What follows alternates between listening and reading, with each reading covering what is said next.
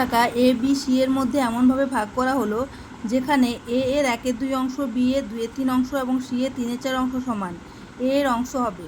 দেখো এখানে বলা হয়েছে এ এর 1/2 অংশ অর্থাৎ a/2 সমান সমান হচ্ছে 2b/3 ইজ ইকুয়াল টু কত কী হবে 3c/4 সমান সমান আমরা কে ধরবো। এবার দেখো এ সমান সমান তাহলে 2k, আর বি সমান সমান হচ্ছে 3/2k, আর সি সমান হবে 4/3k। এবার দেখো 2-এর নিচে কোনো সংখ্যা নেই অর্থাৎ 1 আছে। এবার 2 আর 3-এর লসাগু কত হয় 6।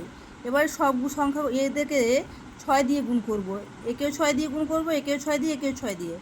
তাহলে এখানে 6 দিয়ে গুণ করার পর আমরা কি পাচ্ছি, এখানে 12k পাচ্ছি, এখানে পাচ্ছি 9k, আর এখানে পাচ্ছি 8k। এবারে 12 + 9 + 8 সমান হচ্ছে 29k সমান সমান এখানে কত বলা হয়েছে 145 টাকা।